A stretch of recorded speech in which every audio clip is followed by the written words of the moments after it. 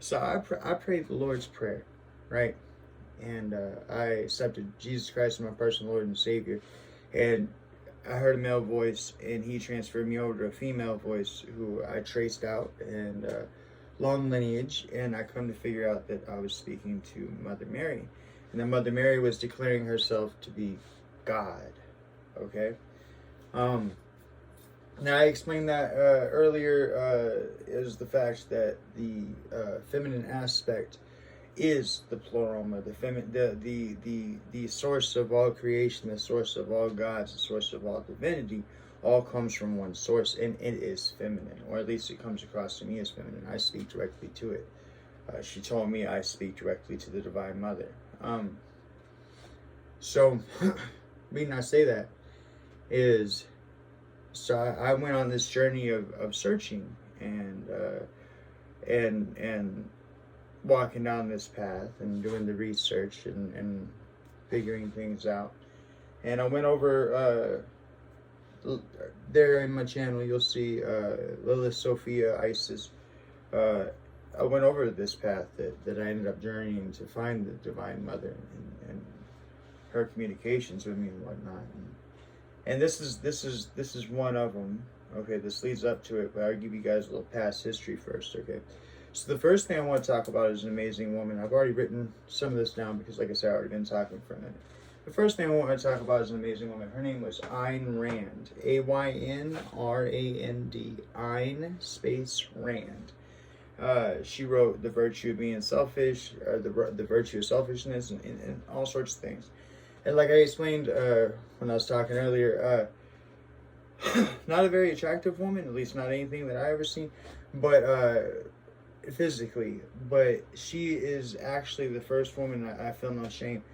She's actually the first woman that I've ever actually been attracted to because of her mind. Okay, her mind is just absolutely gorgeous and sexy. And what I was saying earlier is that one of the things that Ayn Rand talked about was, what is the difference between a man and an animal? And the answer is that an animal is always stuck in its nature, whereas a man can choose to come out of their nature. And I'll explain that to you real fast. So an animal will always reflex, always jump, always do whatever it needs to save its own life. Okay, whereas a man, woman, human. Okay, whereas as a human can choose to do things like pick up bad habits like smoking cigarettes or pick up a bottle and start drinking or whatever. Okay, the reason I say that to you is because if you told a pigeon, bird, or insect, okay, that doing this, that, and this, everything that we get ramped with and hit in the face with every single day about, you should watch out about this. This is the news starting on that. This is that. Okay.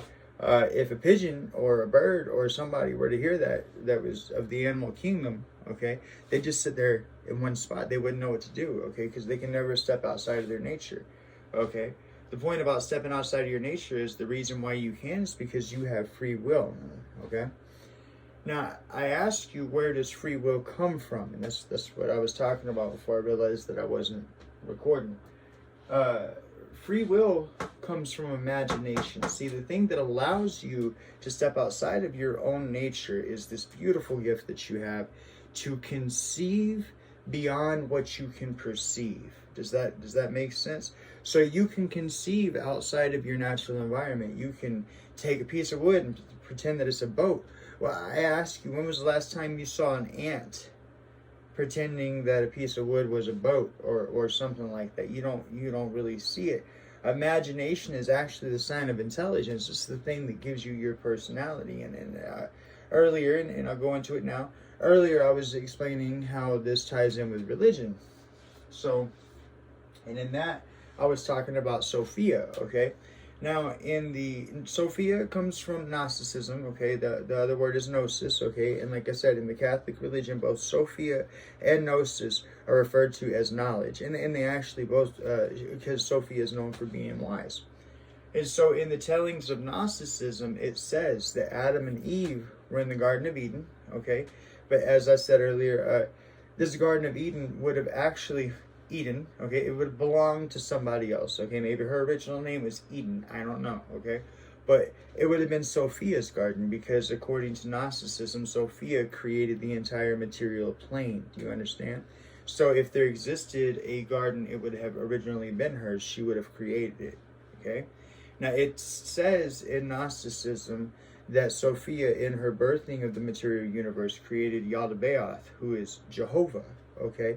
And that she found her creation to be so violating, so grotesque, so not what she was trying to do, that she tried to hide it. And she put it, she gave it a kingdom, she surrounded it in clouds, and she gave it servants.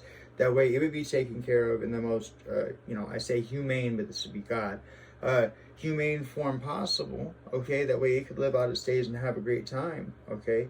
But she didn't know what to do with it, okay? So and in my understandings, my talkings with her, my teachings that she gave me, what I come to understand is it's like this, okay? If you were floating in space and you came into consciousness, okay, and then your imagination became what it is that you create from, and that's what we're going to go over here, folks. But your imagination became what you created from. Then you would imagine worlds, and you would imagine things to live on there, and such as that. And eventually, you would come to the conclusion that where you see that it's good for microbes to have other microbes, and rabbits to have other rabbits, and things to have a counterpart, you would think to yourself, where is your counterpart? And so you would try to create it. And what I'm to understand is that Sophia tried to create the counterpart of herself. Okay, and she didn't intend to create anything evil. Okay, that's just what the opposite of her was. Okay, she didn't intend for anything to be bad, but it turned out that way. And so what we find ourselves in the middle of the struggle of is essentially an angry ex-boyfriend with a lot of power. Okay, I'm sorry to put it down like that, but it's just if you want it in layman's terms, there it is. He was rejected, okay, so he feels a certain way and he's upset and so on, what forth. That's why Adam sent 4 angels. Some tellings say Adam in the Kabbalah, some tellings say God. How did Adam send 4 angels? He sent his servants. Yaldabaoth sent his servants to say that 1,000 of your children will die a day, in the telling of Lilith, okay, but it's okay.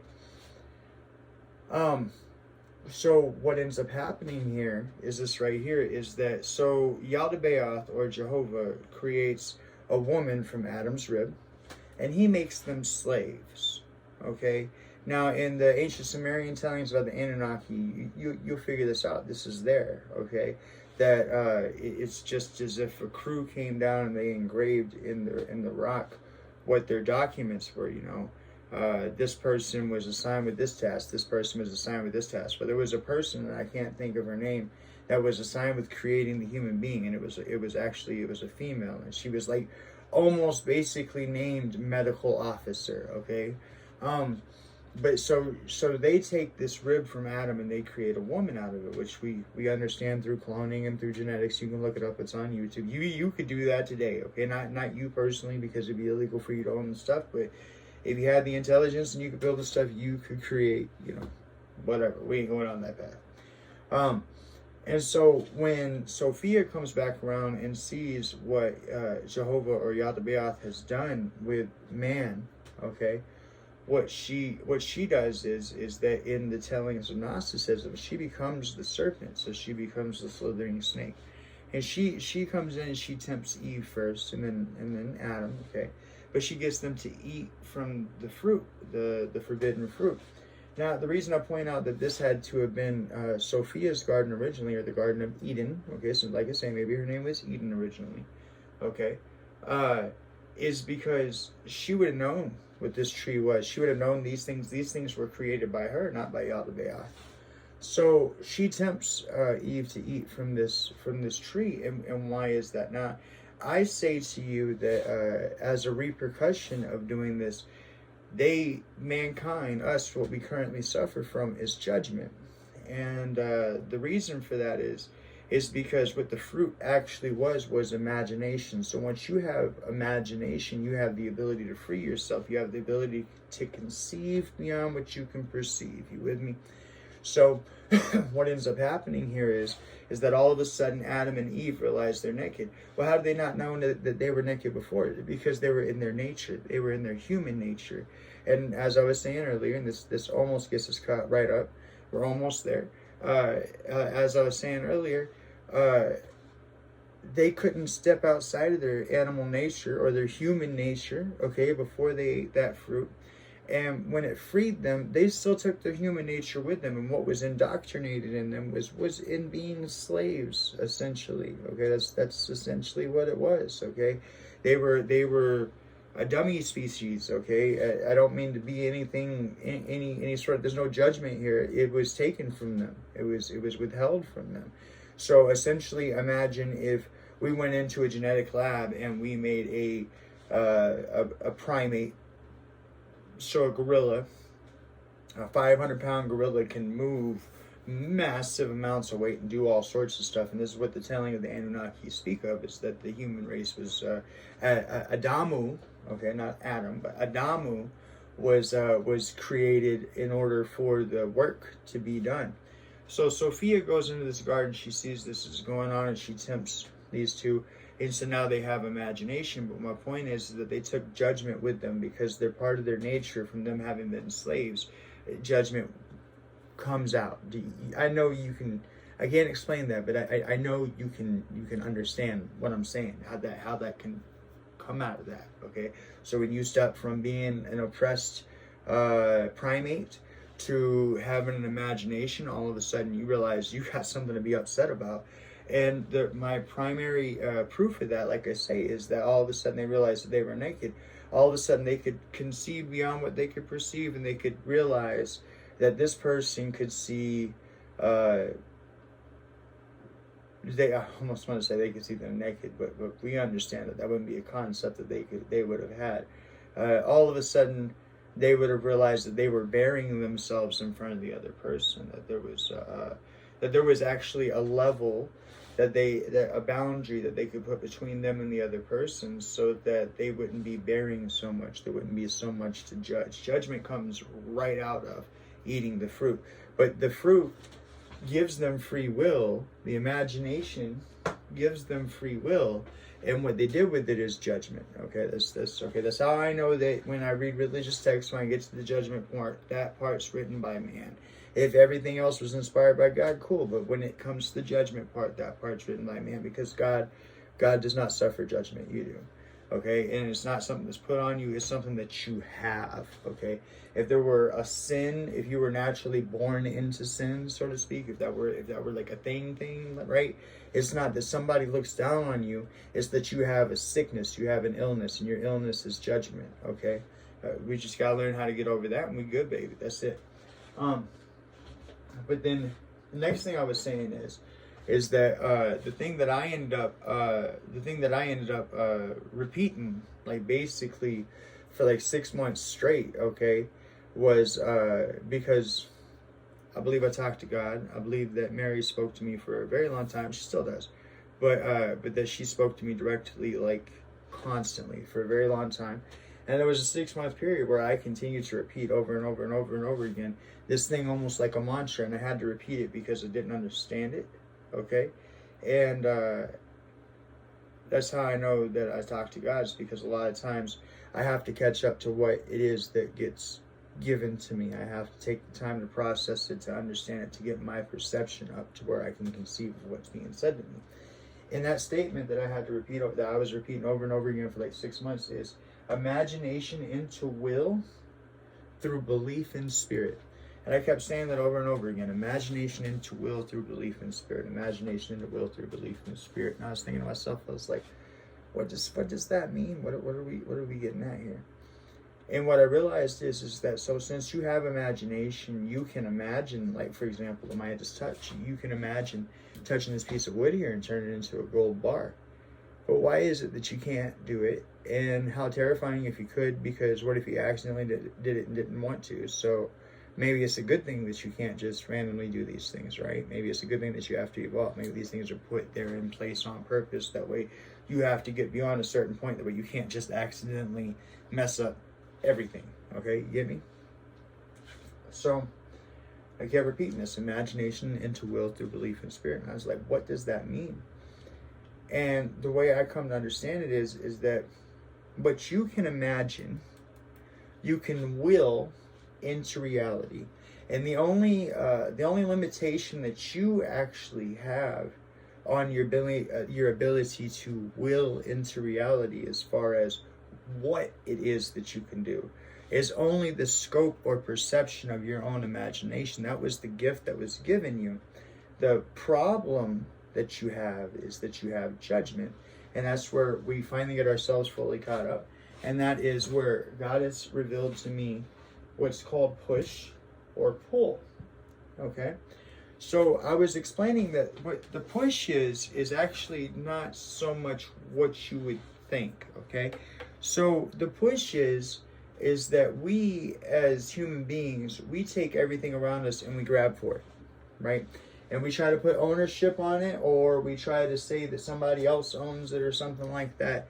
And we hold, okay? So just as like I said in the analogy in an earlier video about when you're going on the stream, you're busy grabbing for every rock, but you're supposed to go with the flow, baby. That's it, right? So where you're sitting here grabbing onto every rock, you're the only one holding yourself up because you have a lack mindset, okay?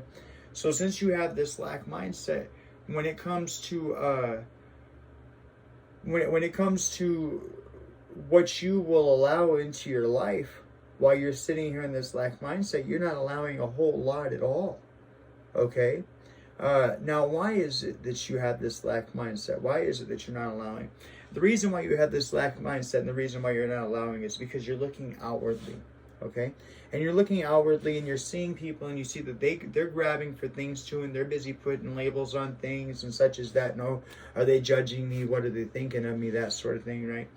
And so it becomes like a drumbeat, right? Like that's what's expected of you in your outer interactions with the world, but it doesn't matter, okay? Because what you're actually here for, what you are actually here for, is yourself, okay? You want to live a righteous life? I said this to somebody not too long ago, okay? You want to live a righteous life? I tell you exactly how to do it. We'll break it down right here, right now, okay? When God brought you into this world, He spoke your name into your mother's womb. He spoke your full name, okay? You were planted as a seed. That's why I say God the gardener, okay? You were planted as a seed. You were intended to be you, okay? In your good, bad, ugly, and beautiful, okay? All your scopes. You are already intended. God already knows what your capabilities are. The question is, do you? And the question is, do you have the balls to go out and do it? Okay? So your righteous life is based on the expression of your truest, fullest self. Okay? You want to know if you're doing right or doing wrong in the world? Are you expressing yourself to your fullest ability? Because you were intended. God intended you to be a light on this world in your own way. And I'm not talking me, I'm talking you on the other side here, okay? You were intended. You are intended to be your fullness, okay? So if you want to know if you're on a righteous path or not, ask yourself, am I expressing myself, okay? It's not a therapy statement. It's a for real statement. Are you actually being yourself, or are you holding yourself back? Are you worried about what other people say, or are you busy setting the standards on what you say, okay? Are you being yourself? Okay, that's the difference between a righteous life and a non-righteous life. Are you catering to everybody else? Are you giving your opinions away and what it is that you think and believe in order to make other people happy and please them? Okay, it's one thing to be there for people and be supportive of people. I try to be there and be supportive for each and every precious human being I get the possibility to be in their life of. Okay, and that's actually how I see it. Okay, but I'm not going to sit here and change the way that I do something, or change the way that I am, or change who I am, because they don't like something, right? I'll be here to support you, but if you ain't there to support me, then I'll move on and give my support to the next person who will appreciate me. That's how that works. You with me? So you can't let people get in your way, because your goal 100% is to be the 100% truest version of yourself in the fullest expression, okay? So a reason I say that to you is when we come to push and pull, we come to find out that when you grab onto the material world around you, now maybe this is what they're talking about in Gnosticism, I'm not exactly sure. When you grab onto the material world around you, you're not just saying this is mine, you're saying this is me, okay? You project yourself into the things that you own, the things that you have around you, the relationships that you have, and the things that you have control of, right? You consider that to be your you, okay? But your you is less about out here and more about in here than you think. You're actually here to process this inner being. This inner being needs to awaken. This inner being needs to go through soul growth. This inner being needs to be trialed and tribulated and put through tests, okay? And you have to come out of the other side as a victor of your own judgment, okay? And only you can walk the path. I'll put the channel together where we can start addressing the factors that help you walk your path. I'm not saying I give you the 100% answer. I don't know the 100% answer because I haven't died and walked backwards yet. So no matter how much I look into it, no matter how much I think, I still guarantee you when I go to walk backward, I'm like, man, I missed that thing. And it won't be that thing. It'll be like this group of things, okay? You get me? No matter what, no matter who you are. Like I say, even if you're a saint, okay, at the very most, you're going to get like 75% if you're lucky of your life, okay? You still going to have a whole mind-blowing experience when you walk backward and you see what other people's perspectives and whatnot were of you. And when you finally end up holding your perspective at the end as you've walked backwards, what is your perspective? Who are you when you're holding it back? How did you choose to go about these things and how do you feel? You are your own judgment, okay? So the push and pull thing, the push is really actually you grabbing, okay? And you saying, I have to have this material world. And the reason why you say I have to have this material world is because you come from a lack mindset. And your lack mindset is based on the fact that, and I mean, I'm sorry, I am calling you out, but I'm not trying to be harsh about it, okay? Truth of the matter is that if you have a lack mindset, you don't believe in spirit. Okay, and I'm not trying to say that to make you feel bad. I'm not trying to say that to make that some sort of blunt, hardcore statement. But I mean, it really is, okay? And it really is, okay? See, if you don't believe that there is a resource that is called God, if you don't believe that there is a resource that is called spirit, if you don't believe that there's a resource or a reason in any way, shape, or form to have faith, then you're already broken, right? Don't matter how much money you have, don't matter how many women you have, don't matter how much sex you have, no matter what the relationships are, what the cars are, anything, you'll always be sick and ill, okay? And you never have anything. You have everything material that there is. But you won't have crap unless you have God or unless you have faith, unless you have spirit, okay? And so reading I say all this to you is just like this, okay? So you're coming from this lack mindset. But when you step out of this lack mindset, you step away from push and you step into pull. Now, what does pull mean? Now, I have a big issue with this. This is near and dear to my heart. This is something that I'm currently still trying to fully work my way through, okay? And that is that I'm used to doing for myself, okay?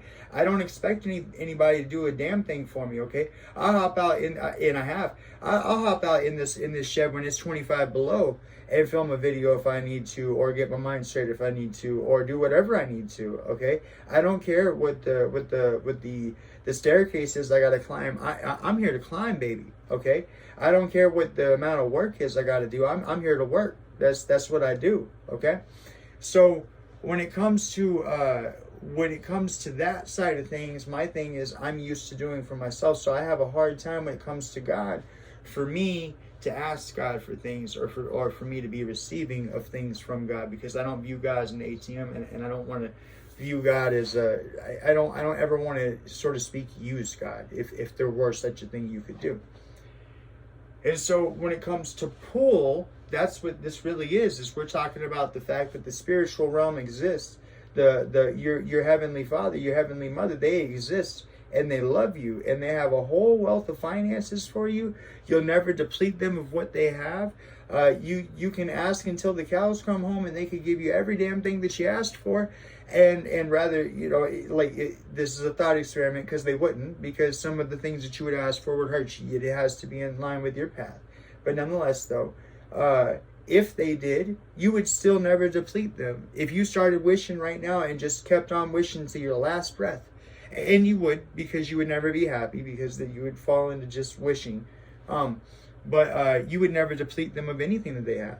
Okay, So see, technically you can't overuse God because God has everything. God has you, okay? So when it comes to pull, though, okay, we have to realize that when we sit and we push everybody else out of our circumstance, and we say, this is mine, this is mine, this is mine, this is mine, this is mine, you can't have claim on it, and we push everybody else away from it, then you stand alone, okay? But when you come into a situation from a pull aspect of a, how do I put this? Of a spirit loves me, God loves me, things are brought to me as blessings, and rather I perceive them as good or bad, it doesn't matter. See, that's something that I tell people. You have to stop considering your hardships or your bad times as bad things. It's not that way. It's never intended to be that way. You have to change your perception and your judgment of the situation. Once you take your judgment out of the situation and look at and take your perception onto what it is that's bothering you, okay? Whenever you find something that you find a block anywhere in your life, the chances are you've applied your judgment to it, and your judgment is wrong. I'm not judging you. I'm telling you. I'm saying if you find a block in your life, your judgment's probably wrong. You go back, you address the situation. The second you take judgment out of it, you'll see a whole new perspective of it. Once you have that new perspective of it, bam, things will click together. That's how that works, okay? God's never trying to bring you hard times or problems. God's just trying to allow you to grow and bring you soul growth and do good things for you, okay? It's your perspective, your perception that messes things up. You get me? It's the way that you take it, all right? So when it comes to your perception and your perspective and these things, okay? When you come from I have to do it, I have to do it, I have to do this, I have to be first, I have to compete, I have to do better, okay? Then you're not allowing yourself to be blessed and taken care of by God. You're not allowing God anywhere in there. And I say therefore, because this is the point right here, is that since you have free will, you have the ability to limit God in your life. Yes, you do. Okay? God will always be in control of your circumstances, right? And God will always be in control of the world around you. But you can limit how much God is in your life very, very much so by just simply choosing to do all of the work yourself. God says, okay, you have free will. Go do all the work yourself. Okay? So if you're bitching and pissing and moaning, the truth of the matter is that you need faith, okay?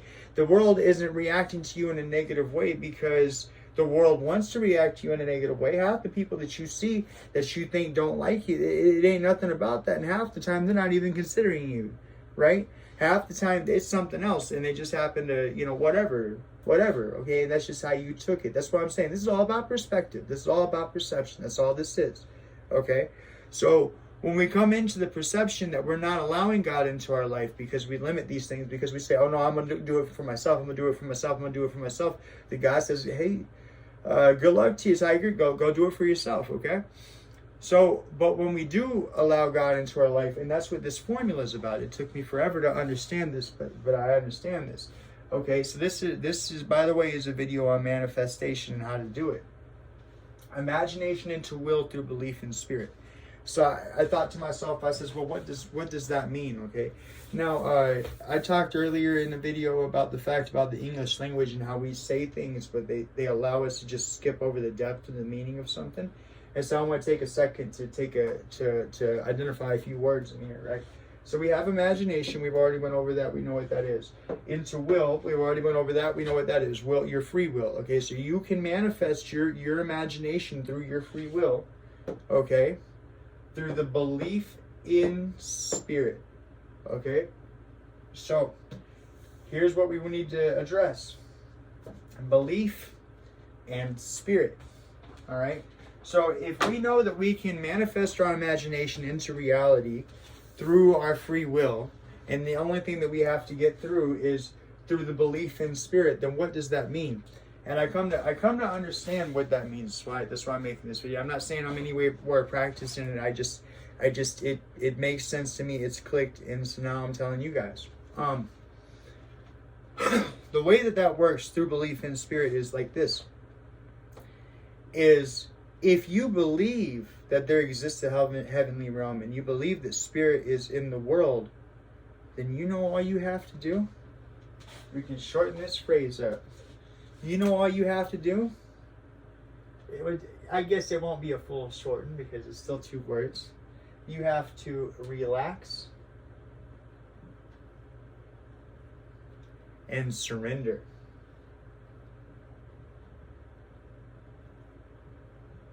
I ask you, half the things that you consider to be bad things in your life, or half the monsters or demons that you think are lurking around the corner that are going to hop out at any time. It's like, for example, I went swimming in the ocean. I'm sure a few of you guys have too, right? Did you encounter a great white shark? Was he just sitting out there waiting for you with his name on you, or with your name on his mind, right? Waiting for you to hop in so he could.